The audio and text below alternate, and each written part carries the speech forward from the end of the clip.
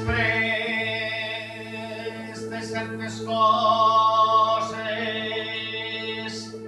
s'ha de tornar a casa.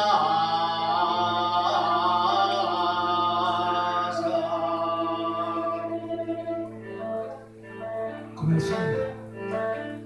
fill que produïa l'estam i produïa el bolquer, mentre la dona anava fent els bolquers, dins del seu ventre anava el seu fill fent-se com un altre bolquer.